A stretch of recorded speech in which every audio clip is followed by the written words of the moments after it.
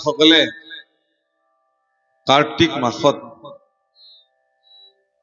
যমুনাৰ শীতল জলত আকণ্ঠ জলত নামি মোক জলাঞ্জলি দিছে, কঠোৰ ব্ৰত ধাৰণ কৰিছে। হে প্ৰভু, তোমাক স্বামী হিচাপে লাগে। তুমি এই ভক্তসকলৰ প্ৰতি কৃপাপৰ হোৱা। তুমি কৃপা সিন্ধু, ভক্ত বৎসল, শৰণাগত বৎসল। তোমাৰ দুখানি অভয় শৰণ লব খুজিছে, আশ্ৰয় লব খুজিছে এই গোপসকলে, তুমি কৃপা কৰা। দেৱী কাত্যায়নীৰ এই আহ্বান শুনি ভগৱান কৃষ্ণ তৎক্ষণাৎ সেই স্থানত আহি উপস্থিত হয়। আহিছে কেনেকে? যশোদানন্দ হৈ আহিছে, সাধাৰণ নৰৰূপে কৃষ্ণ। একদম বৈকুণ্ঠপতি শ্ৰী নাৰায়ণ হিচাপে গোপীসকলৰ সন্মুখত ভগৱান অহা নাই। সৰু 5-6 বছৰীয়া ল'ৰা, উমলি ফুৰা জমলি ফুৰা সেইটো কৃষ্ণ আহি উপস্থিত।